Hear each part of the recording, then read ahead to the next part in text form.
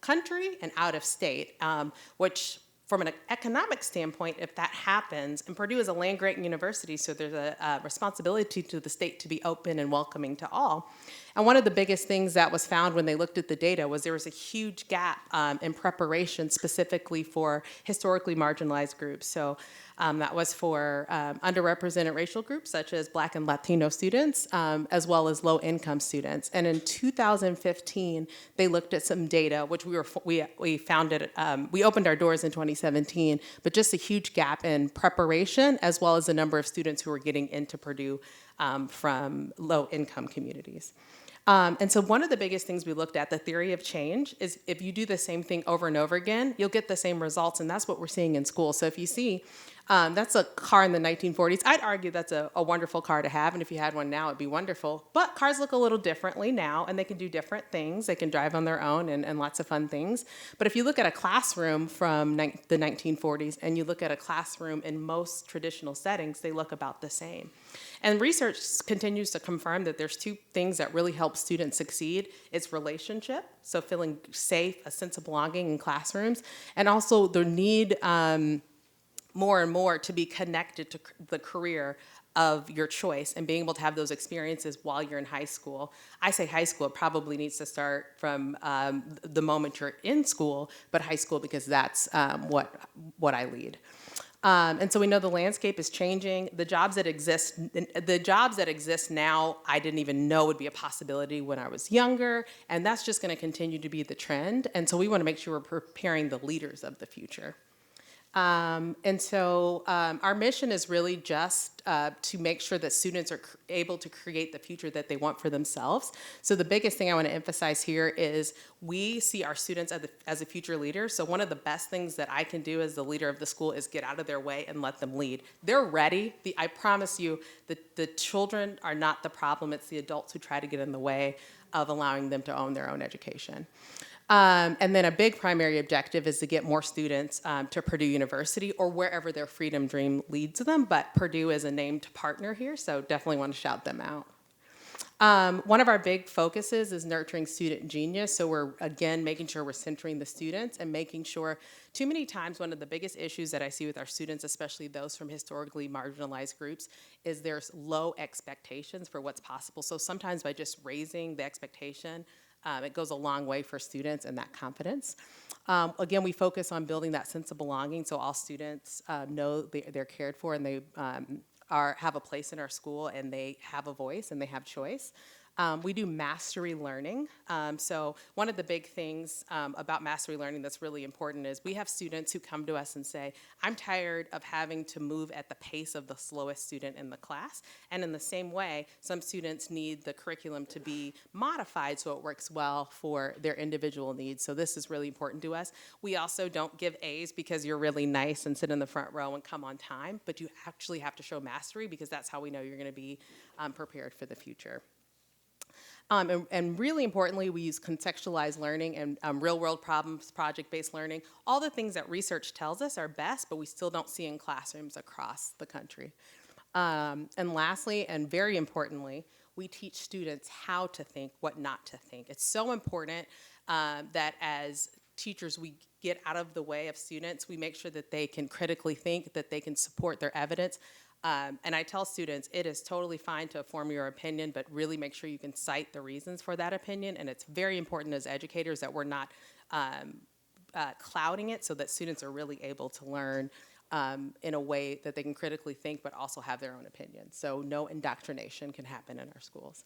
And some of the things that are, the results that we're really proud of is with our first two graduating classes, so our first class came out in 2021, so the 2021 class and 2022 class increased the Purdue Black undergraduate population by 6 percentage points. So Purdue has 40,000 kids, and our little high school had that big of an impact. So we're pretty proud, but there's more work to be done.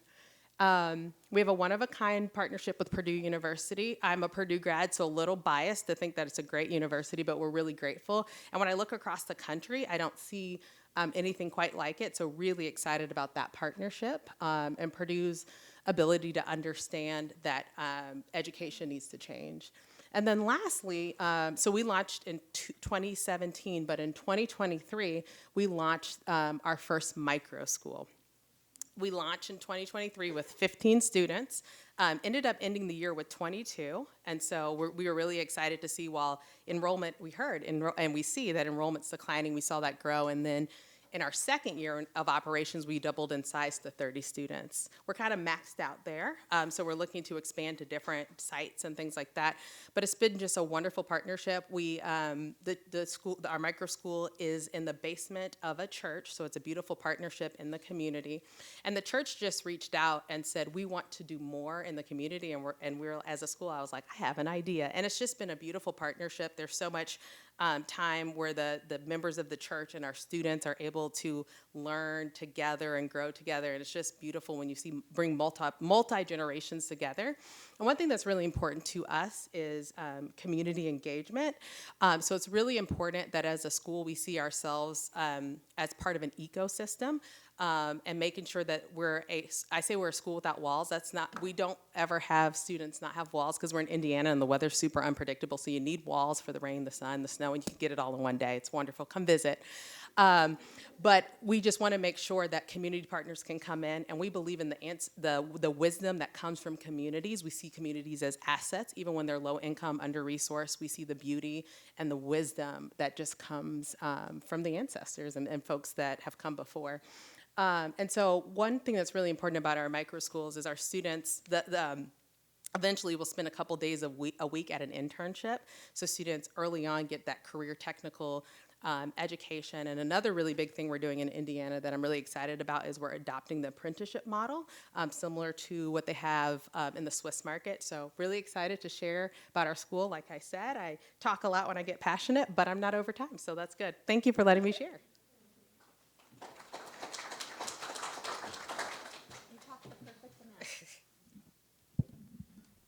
Hi, everybody. Thank you so much for joining this room today. We're thrilled to have you. I'm Casey Sachs. I'm the president at Bridge Valley Community and Technical College. We're in Charleston, West Virginia. And a few years ago, during the pandemic, we noticed there was a critical need for nurses in our community, as probably is true in all of your communities.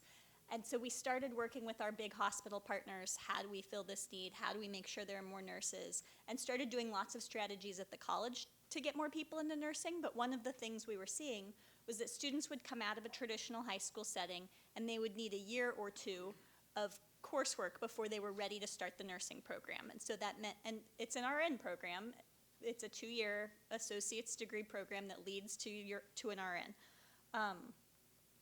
And so it's a great job. We're seeing students get really good wages, clearly a labor market need, and then this lag that people would get out of traditional high school and we'd spend a couple of years saying, well, you took the wrong biology and you really need microbiology, and you took the wrong math and you really need this other math, and you don't have college level English yet.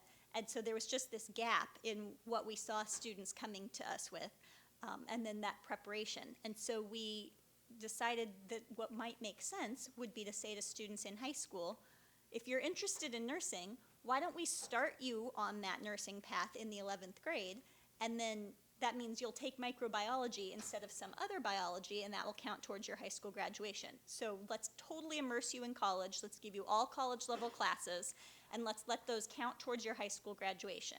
And so my faculty were on board. They thought that sounded like a good way to be able to get people right into the nursing program and do that pre-work while they're in high school as opposed to wait until they've matriculated. So we approached the school district and said, what do you think? And the superintendent said, that's a great idea, but it'll mess with football. And so we're not going to do it with you. And so we went to another school district and said, what do you think? And they were like, maybe, but we don't want to pay for the instruction. And so, I mean, you could do it for a couple of kids or for kids whose families are willing to pay for it, but we're not really that interested. And we went to a third school district and said, what do you think? And they said, well, let's write a proposal. And so my team did all the work and wrote a proposal and went back to the district and said, okay, here are the places where we have gaps, and what do you think? Well, we didn't really think you'd write this proposal, and we're not ready to do it. It's too controversial. It's a lovely idea, but no. And so West Virginia has a state charter school law, and we said, well, let's just take advantage of that. Let's open a charter school. Let's give kids this opportunity and then see what the market will allow. And what that has allowed is that we have kids who are able to earn associate's degrees in nursing while they're still in high school and go on, and they're doing all their clinicals in high school. We have wonderful hospital partners. They've been phenomenal to work with. We actually have one hospital that has started to select students who are in the nursing program, so they could be high school students, they could be college students, but they select students who are in the nursing program. They pay them $5,000 a semester to go to school because they think it's that important, and then they give them a $5,000 signing bonus to stay with that hospital. And so it's a wonderful model to see that I have high school students who are getting paid to go to high school for a career that they're really, really interested in. And they're all going to college. So I've had a few high school students who have said, we learned when you put us through that phlebotomy class that we don't actually want to be nurses, but there are other things that then they've seen at the college that's given them some incredible career exploration and opportunities. So we sort of pivot and say, great, let's keep you on a health science track, and you're going to end up in the vet tech program, or you're going to end up going to a four-year institution. And so it's very, very college focused, but it's focused on careers in a way that just wasn't available in my community otherwise. And so we started with nursing, and then Toyota is a big partner of the college. We have a fantastic advanced manufacturing technology program, and one of the executives from Toyota is on my board, and he said, I love that you all are doing this for nursing. That's great. Can you please do it for manufacturing? Because we have this critical need for people who are AMTs in the community. It's actually the best paying associate's degree job. If anybody's looking for a job, Toyota pays $90,000 with a 2-year associate's degree if you want to go into AMT. It's a fantastic employment opportunity for people in my community. And again, just trying to, how do you get more students to get into this career path? And what we started this fall was, great, let's do this exact same thing and give students the opportunity at a much earlier age so that they can do AMT. And so what the employment relationship is for the manufacturing program is that we have embedded internships in manufacturing. And so Toyota's a great partner, and they take students right out of the program. They pay them to work 3 days a week. They come to school with us 2 days a week.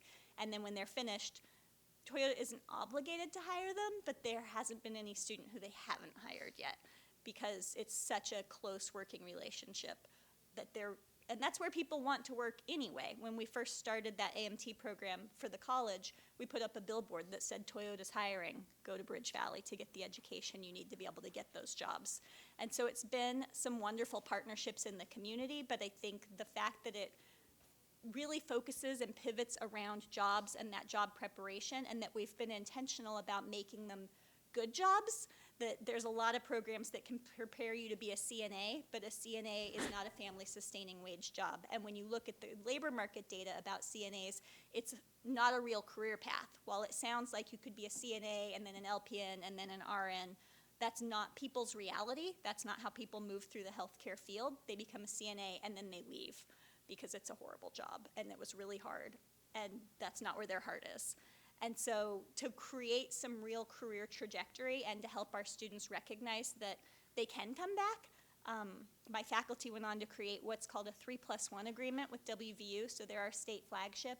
So what we have in place now is you can do 3 years in our nursing program, 1 year at WVU in their nursing program, and finish your BSN. So we have high school students now who will finish their bachelor's degree within 2 years of high school graduation and still be able to work. And so the beauty of having those hospital partnerships is that our hospitals are paying the tuition at WVU for the people who want to upskill because they need nurses so bad. And so just really pulling all the partners in and finding a way to give students the opportunity has been a phenomenal thing for my students. And so it's been really fun.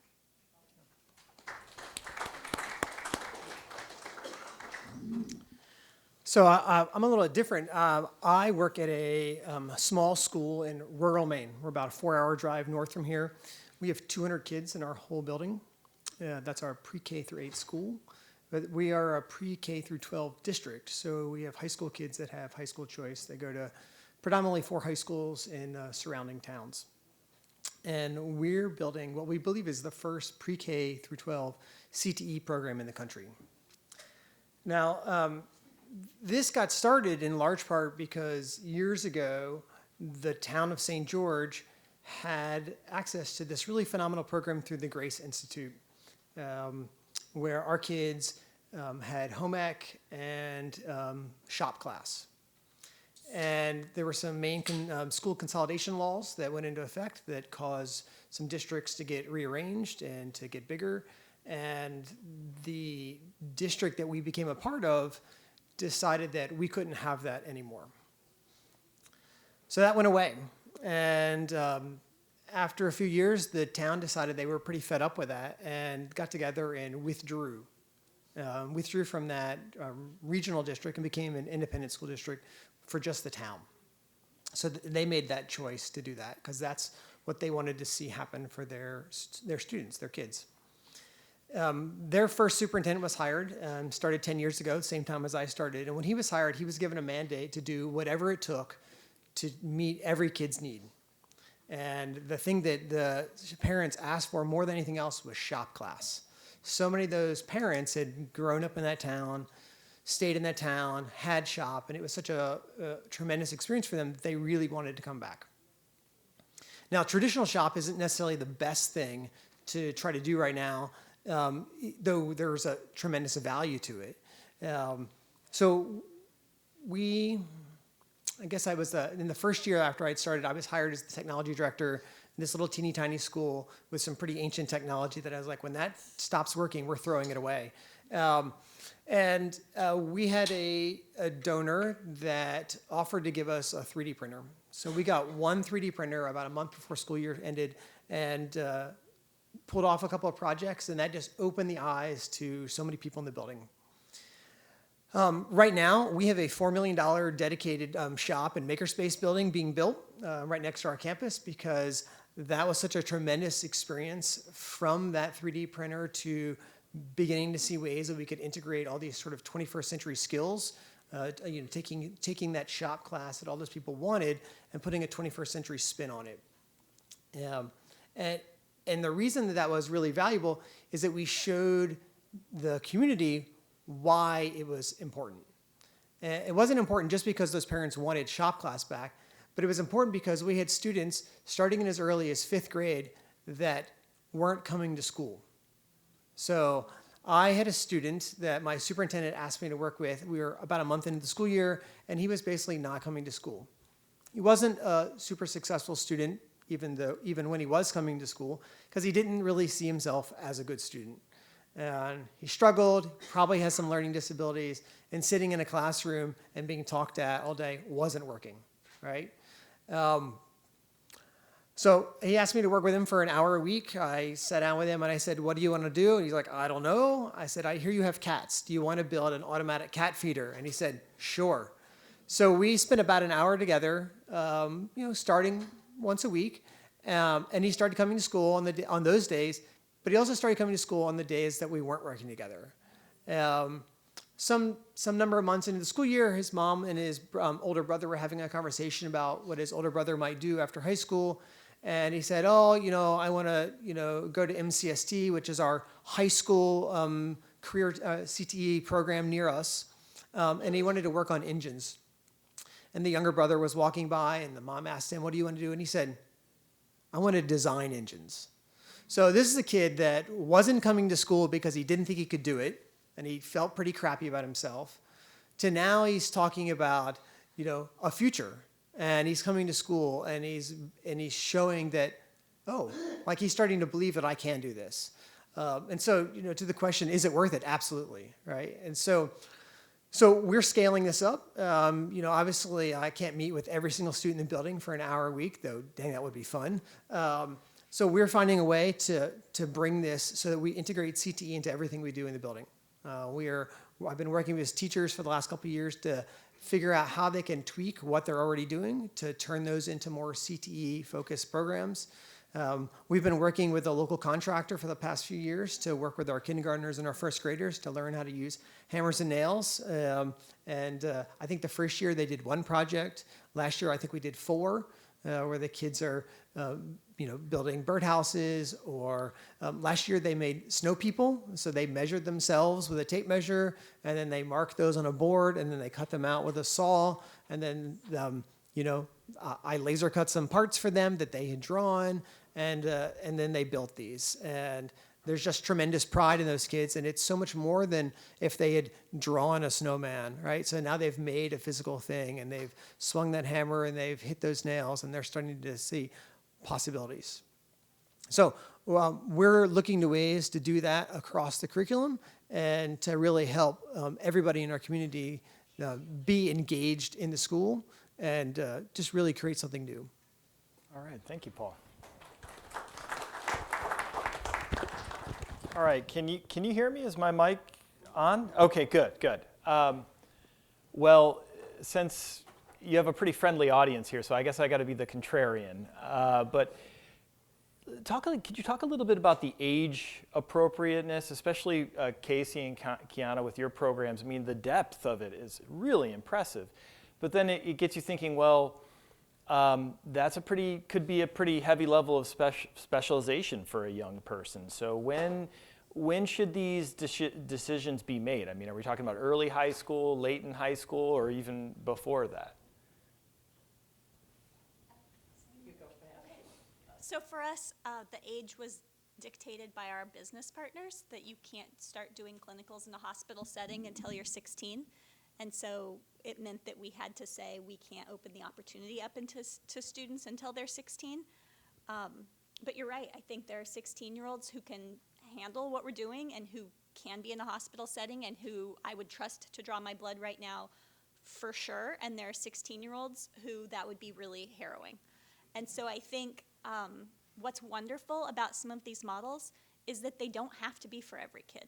They can be for your kid if they work for your kid. We have a family in our school right now where they've said, we really want our son here, and it's just not right for our daughter. And that's great. That's, I think, why having different models is so important, that different things work for different kids. And we've been really intentional trying to make sure that we reach out to kids who maybe haven't thought about nursing or manufacturing as a career, because that, for me, would be the contrary thing that was really a challenge. Like, how do you get men into nursing? That's tough.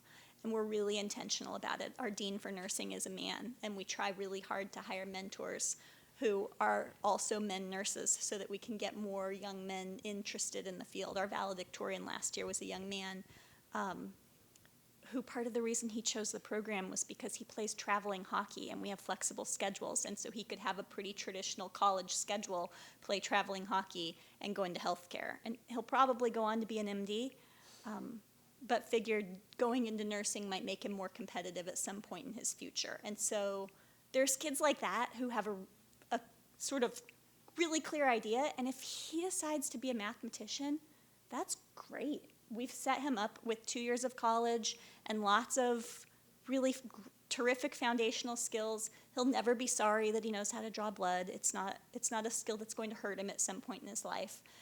He's actually more employable because of it. If he wants to go work as a phlebotomist while he's going to school, or if he wants to do his EMT certification, he knows how to do some things right now already that just will only help him. But I think that's part of it too, is that how do you be intentional about reaching different populations of students? How do we get women into our advanced manufacturing technology program? And our business partners want it. I mean, Toyota would love to hire more women, and so we've done focus groups with them and with some of the women in our program, and women who seem to have an aptitude but who say, I don't want to go work at Toyota for one reason or another. And it's been fascinating to see the executives from the company talk to our students to figure out what is it that we can do to make our working environment better for the people who live in this community. So I think that's all also part of it. And it's not, just to clarify, so it's not replacing the regular academic instruction. So if you decide at the end of your program, actually nursing, I'm 18 now and I realize nursing is not for me, they can go off and pursue other post-secondary opportunities. I mean, I think part of what I would hope that students would get from us is that you should be a lifelong learner and that we want you to go back to school. This is great, and this gives you some workforce opportunities right now, because most of our students need to work. The reality probably for most of the people in this room, like, we all went to school for something and we all probably liked it, which is why we're in this field, but none of us went for the joy of learning. We went because there was probably some job opportunity that was promised to us after we went through the process. And maybe you learn to love learning, and that's amazing, and I hope that for people, and that's a gift. But you do need to be employable because life happens. I mean, we had a young woman with some health problems, and she's going to struggle getting through a 4-year program right after high school because she still has health problems. But she could have a part-time job right now, and if her parents tell her that she needs to be on her own insurance, she has some mechanisms to be able to pull that off in her life, which is the reality for so many communities. Yeah. I completely agree, and having the privilege of working with multi-generational staff, we have some adults who struggle with maturity levels and things. So what we've learned over time, and it's really important to scaffold and see each student as an individual. And so one of the things that's really important is we set our students up with mentors as they're going into their internships and into their work opportunities. And we make sure that they have the resume building skills, interpersonal skills. They know how to talk to HR, like just building those skills. That the more I see the more I see the generation that I work with now that are young professionals, I'm like, wow, it would have been nice to be able to fail forward while you're still in high school, and you can get the feedback ongoing, and it's not as tough. And I think about one of our junior students who probably does more speaking engagements for our school than I do. And she just ran a press release the other day that was a master class. So I think there's a lot that we can learn from the generations, but I think it's so important to scaffold and give mentorship right away. Paul, did you have anything? I mean, a big part of what we're trying to approach, introducing CTE stuff to our younger students is it's not to track them into one particular pathway. You know, when I was a high school student, it was either you went to like the VOTEC program or you went the college prep. And we're trying to expose students to sort of that whole variety so that kids have the skills to go get that really high-paying entry-level, carpentry job if they want to, or to go pursue that 4-year degree. So we're trying to expose students to all those possibilities so that they have some choice and some awareness as they make those choices. Let's open it up for, right in the back, Drew. I run a private school down in about 35 miles south of here, and we work very closely with the homeschooling community, micro schools, as well as being a traditional 5-day school. We run about 200 students as well, preschool through 12th grade. My concern is that we have homeschool groups, micro school groups are coming to us and said, as a school, can you do this? Can you put these things together? They're asking us for metal shop, wood shop, CAD drawing, are particular ones that they have specifically asked for. And I'm saying, yeah, I'd love to, but where am I going to get the faculty? And when I get them, how am I going to pay them? And that is when he says, is it worth the investment? Of course it's worth the investment, but how do I do it so I can afford it? I would tell you to partner with your local community college because they have those things, and we have homeschoolers who will come take one class with us, a lot in the sciences, that they'll find that their family or their community or whoever is doing their homeschooling can cover most subjects, but when we start talking about microbiology, that's hard and you need some specialized equipment, and we have those things on campus, and so we're happy to provide it.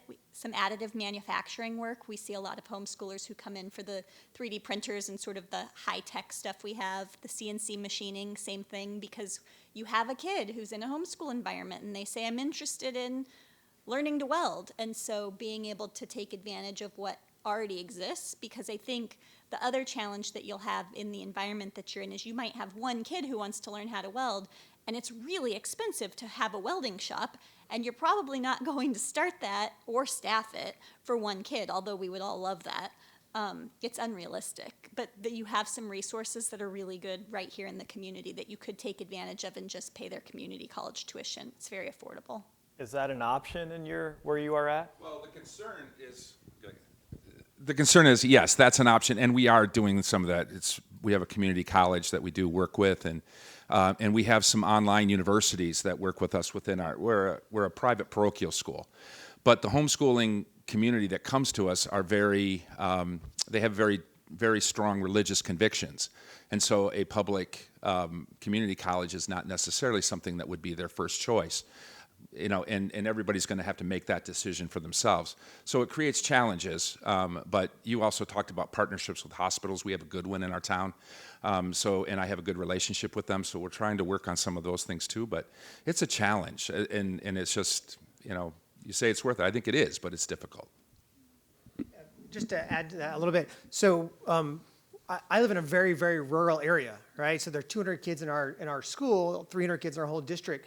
So the only way we're going to make things like this work is if we partner with all kinds of local businesses. So like the Maine coast is full of small businesses, and some of them are manufacturing stuff that's going all over the world, and they're desperately in need of employees. So they see connecting with us now and exposing our students. Like we take our fourth graders over to a place called Steel Pro. They're manufacturing stuff that's used to manufacture vaccines and the such all over the world. And they're like, they want to engage with us because they see our fourth graders as their future employees. So. Yes. You got a mic coming to you. Yeah. Yeah, so full disclosure, Ken, I wrote a book on intergenerational synergies, and you spoke about the 3 generations. So my question is, for each one of you, what are you doing to maximize on the potential of intergenerational synergies in your areas? I love that question. And I think schools present such a beautiful opportunity to bring folks together in a unique way. And I think one of the really important things is bringing folks together and making everyone feel welcome and feel like it's an environment for everyone. So there's something that we all, I guess from a technology standpoint, I feel like there's always so much I can learn from students. And so many things they can do to support. And I think it just really comes down to bringing folks together, having intentional conversations and intentional work, and mentorship is so key. So bringing folks in, and then we work with high school students, and we have our high school students who mentor the STEM middle school. We have an all-girls STEM middle school that the Girl Scouts, in partnership with another school system, created. So I think it's just bringing folks together, and that's why I come back to we're an ecosystem. A school, I believe strongly that schools exist to enhance a community, and if a school's there and the community is not better for it, it's time to reconsider our purpose. So and one of the things we do also is we make our school open and our facilities open to the public year round. And so we might have our students working camps in our school. So that's getting the generations together.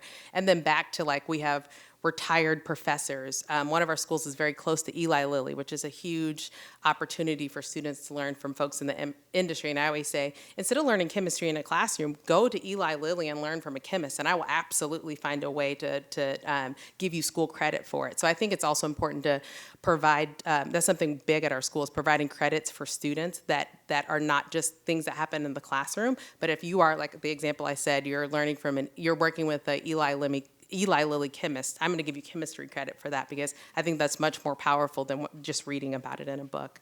But I think more of that needs to happen, and there needs to be more and more respect for all generations. I can't think of how many times we hear, well, Gen Z did this and millennials did this, where it's like, let's just come together and talk and be in community together in the way that life used to be, and it was a beautiful thing. I think Keeanna's answer is terrific. What I would add is maybe a specific story, because we started as a community college and then branched into the charter education for high schoolers. We had a mom, and a lot of our community college students are non-traditional students, lots of single parents. Our average age is 30, and so we're already dealing with a population that's a little older than what you think of when you think of a traditional age college student. And we had a mom who graduated from our nursing program, and then the reason her daughter came as a high school student to start nursing was because her mom had graduated with the college and knew the experience she'd be getting, knew the education she'd be getting, was working at one of the hospitals in the area, and the daughter had said, I want to do this. And so it was a much smaller example of what Keeanna's talking about, but it is bringing people together. And for the high school students, it's treating them like professionals.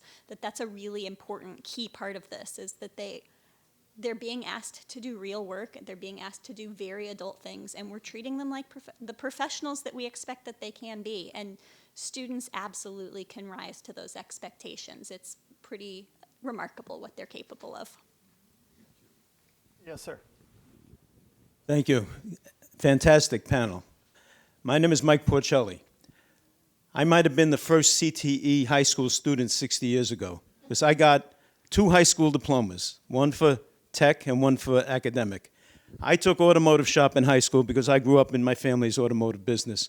All the counselors tried to convince my parents not to let me take shop class because I was too smart for shop class. And they said I wouldn't go to college if I took shop class. Well, I knew then that they were wrong because I wound up getting a bachelor's and master's on full scholarships, graduating from high school automotive shop. Today, I teach automotive technology at community college in the City University of New York. I teach inner city kids who, if they're mediocre, can get jobs making $100,000 to $150,000 a year. If they're exceptional, they can make $200,000 to $300,000 a year. Inner city kids. I've got many examples. I also write a newspaper column on the value of trade education. We're promoting bringing back shop class. Mike Rowe and I are going to bring back shop class. Mike Rowe says that the biggest mistake my generation made was taking shop class out of school. Right? I think everybody here will agree. We all know the value of CTE. I write the column to let the rest of the world know the value of CTE. So I want to ask you all, how do you suggest we get the rest of the world to recognize the value of CTE? Well, I think the best way we do it is we share the stories, right? I mean, we have to demonstrate that it's effective, and we have to share the stories of not just the kids that are struggling and that were traditionally, right, like hidden off in shop class, but also the kids that are smart. You know, I know that the local tech program near us, they had a student that went through the machining program, and after 1 year, he went. And I think he was like the 3rd runner-up in the whole state, in the whole country, in the Skills USA competition, and got offered a job for 6 figures at Boeing, and turned them down because he had bigger dreams than that.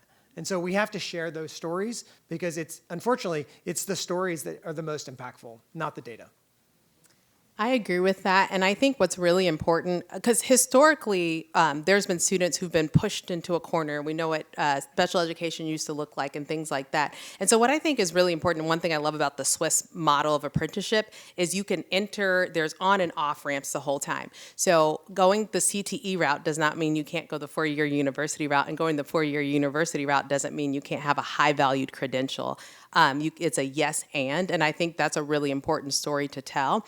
I also think about, we have students who come to us and we really, freshman year, everybody's taking some form of engineering, which includes a shop class. That's a huge part of it.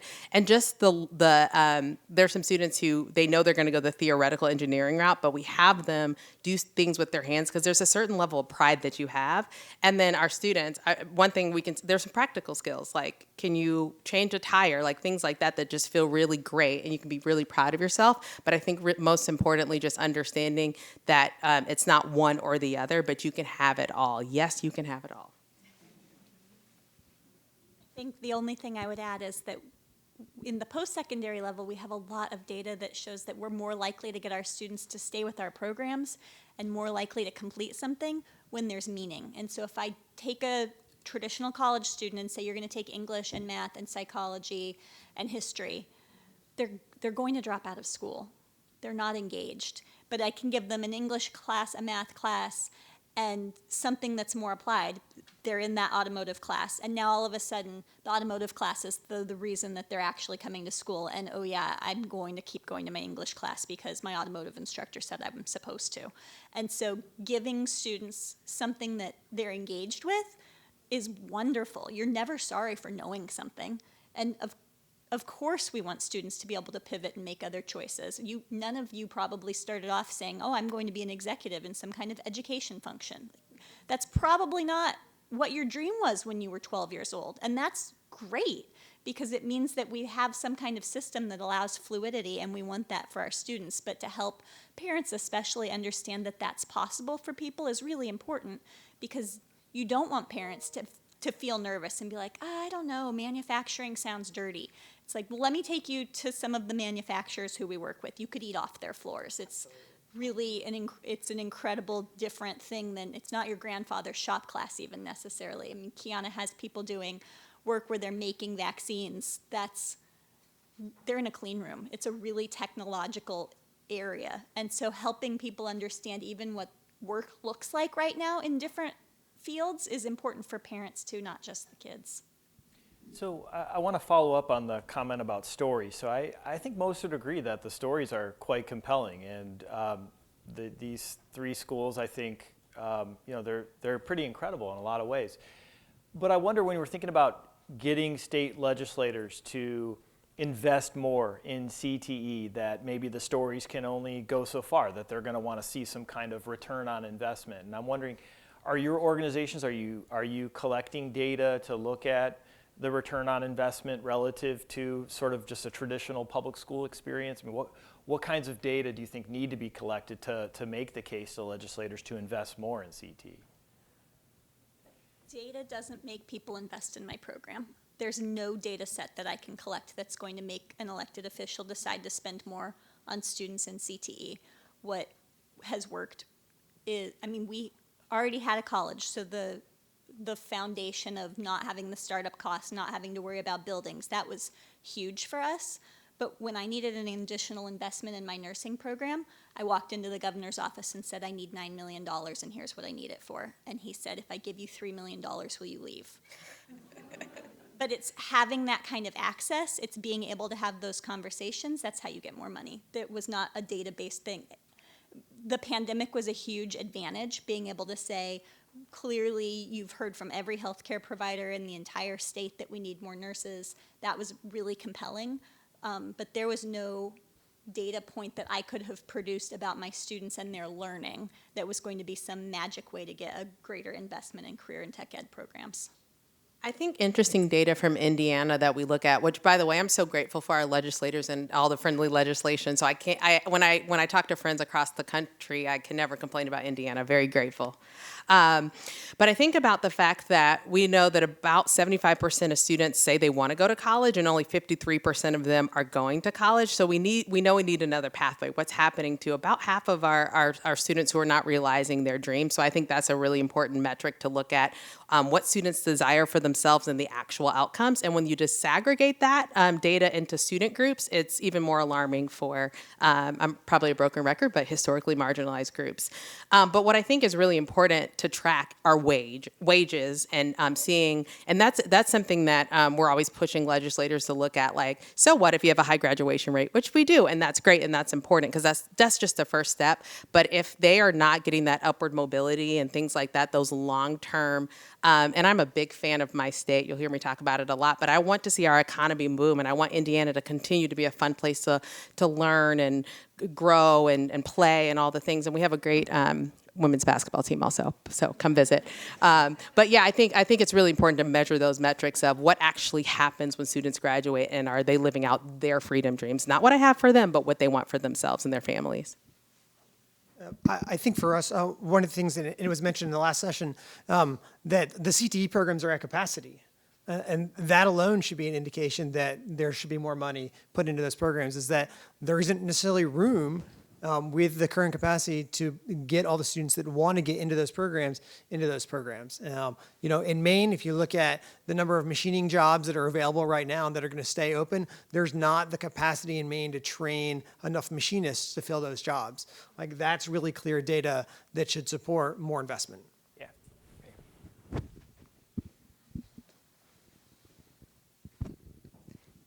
As a legislator in the room, I think there are a couple of things I'm really intrigued by your comment and by this entire conversation. I think it's been very, very good and fruitful.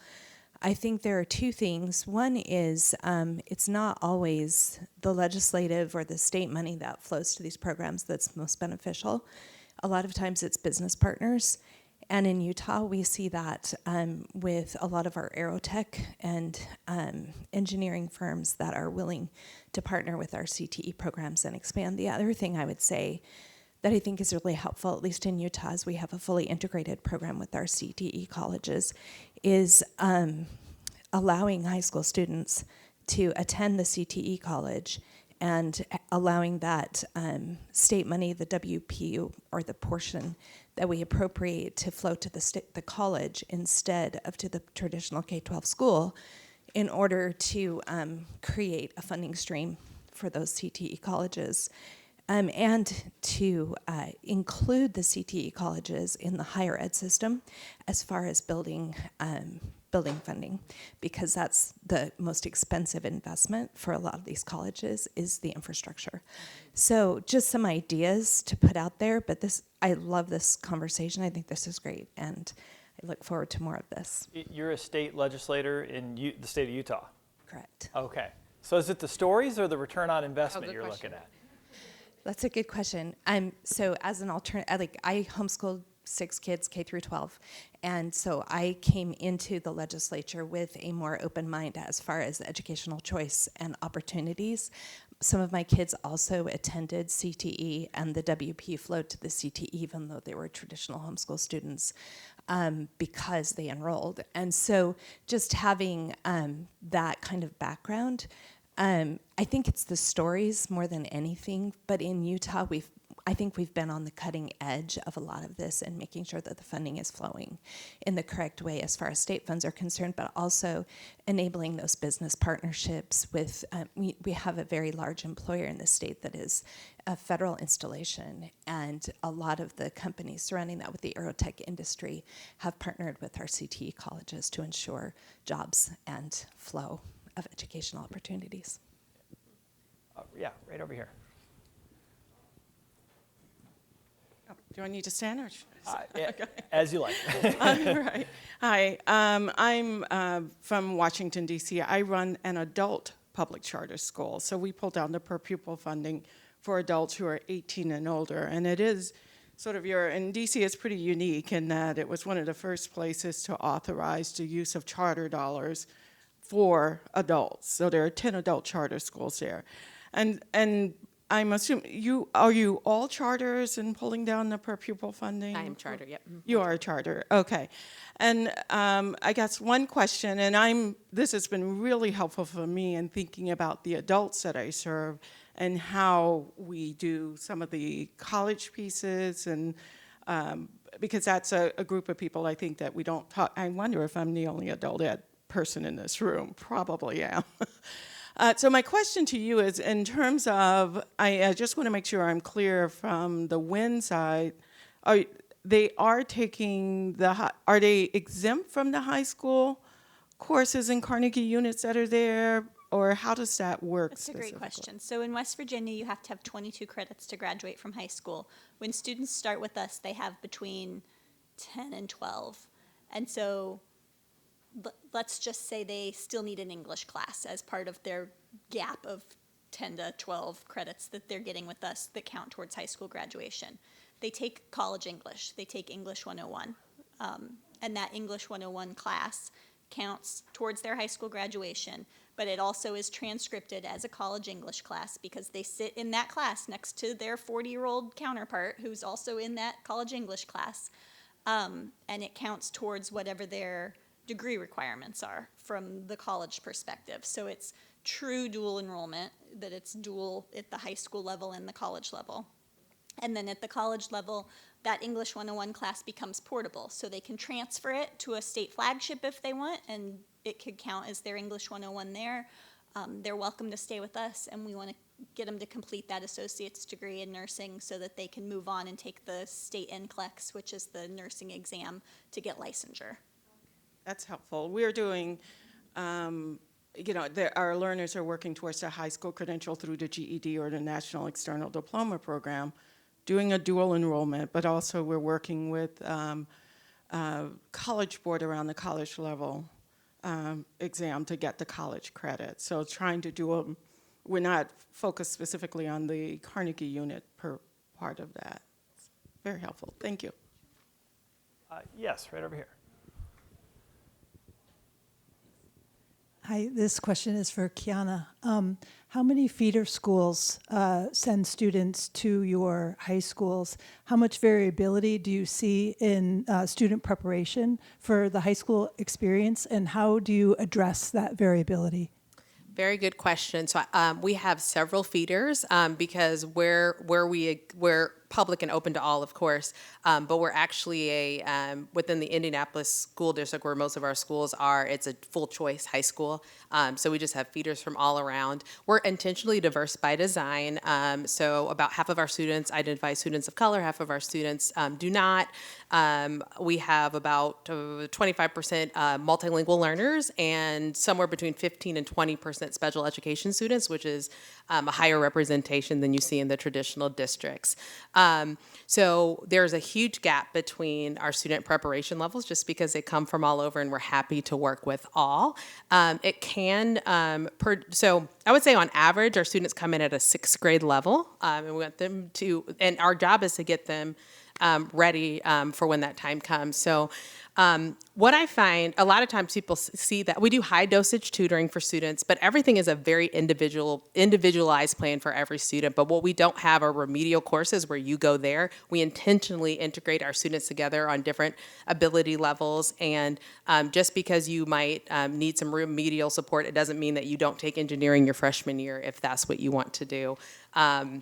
But it really comes down to an individualized plan. We've had students who come in. I've sat in some IEP conferences, or parents have come to me and said, "What I love about this school is I don't even think my student needs an IEP because it feels like every student has one, and they don't feel singled out." So I think the magic of it is there's a lot of peer-to-peer learning that happens naturally when you don't separate students by ability levels, and then you make sure you have a very individualized plan.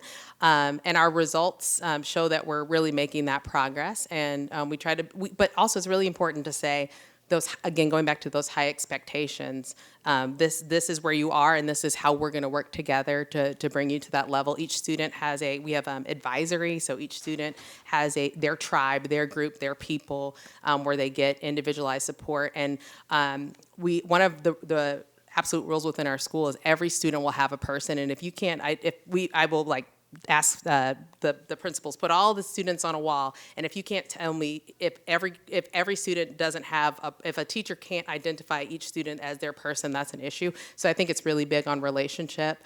And then one of the things we're looking at too is our students, our high school students, tutor in the local middle schools and some of our bigger feeders. So we're going to give back. And we pay our students to do it. So we don't do free labor. We don't do that because our students need the money, and they're able to do it during the school day.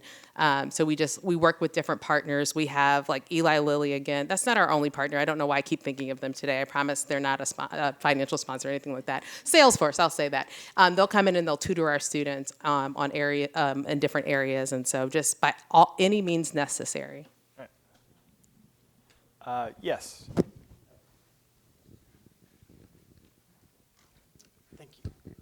So I assume that, and this is I don't know a ton about CTE education, but I assume that there's 3 inputs to that. One is, what is a child passionate about? What is their aptitude? And then frankly, and I think you mentioned, what careers are even out there? How do you guys think about that for your students? And then specifically for those that are homeschoolers here, how do you think about educating homeschool children in that option, right? Trying to funnel them in this particular path. So that's my question. So I'm really immersed in our state labor market data.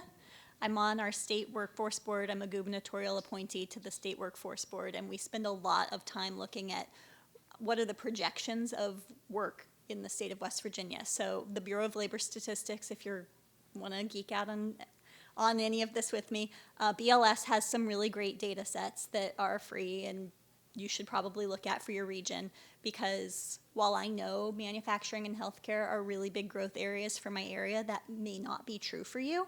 And so knowing what's true for your area is important. If you're talking to your kids and they're saying, I want to go live in Canada, I don't know how to look that up for Canada, but I do know how to look it up for the United States. And most of the people who live in my community and go to my school want to stay in my community and stay in the area. And so it's much easier to sort of guide someone in terms of what are the growth industries, what are the wages for those growth industries, what are the jobs that we can anticipate right now that are going to be open in 5 years and in 10 years. All of that exists. There's still the reality of technology and technological growth, so it's possible that AI is going to create new opportunities where we're going to see job loss or job growth, and we sort of haven't anticipated that in the data set. But what we're seeing with most of AI at this point is that it's eliminating entry-level positions and entry-level opportunities. And when I look at unemployment in my state, youth unemployment is really high, and that's probably true in most of your regions also, that the people who can't find jobs are the exact people who we're hoping to serve, and it's because technology is taking those opportunities away from them in some really intentional ways that's keeping us from seeing some mentorship with young people that I think is really critical. And so finding new ways to really integrate CTE in education becomes even more important, because that's how we're going to connect young people to the labor market. But I think about it a lot in terms of what are those growth areas and how do we make sure we're designing programs that are going to help train people up so that they can be thought leaders and then be prepared to go on to whatever the next level of education is, so that they're more prepared for what work brings. So we have about 40 business sponsors that have made contributions towards our project. And we just have conversations with them about their struggle to find like employees. Or I assume this is the problem in other places, but if you live in Maine and you try to hire an electrician or a plumber or a carpenter, you're looking at a 6 to 12 month wait. And so there are plenty of jobs there, but we definitely need to find ways to expose those opportunities to students. And figure out ways to, get apprenticeships or whatever it is so they can start to develop those skills. I think we got time for one more question. You've had your hand up for a while. So it sounds to me like your students are coming out with certifications, opportunities, and to me, it sounds like you are really impacting also their student debt level when they leave and start the workforce. Are you seeing that because they're able to walk into jobs that that student level of student loans has decreased and they're actually able to pay that off quickly because they actually have a job they're working for? Yes, and West Virginia has some really incredible state financial aid for students. If you're doing anything at a community college where we can prove that there's a labor market need, the state will pay your tuition in West Virginia. So if anybody wants to come to West Virginia, we'd love to have you. But it's a wonderful program because even for students who are a little bit more affluent or who maybe didn't qualify for a Pell Grant, the West Virginia Invest program will still pay for that community college degree once you're finished with your high school diploma.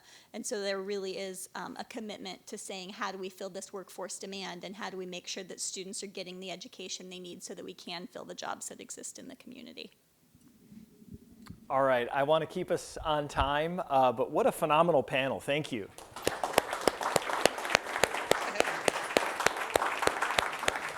All right, we got about a 15-minute break now.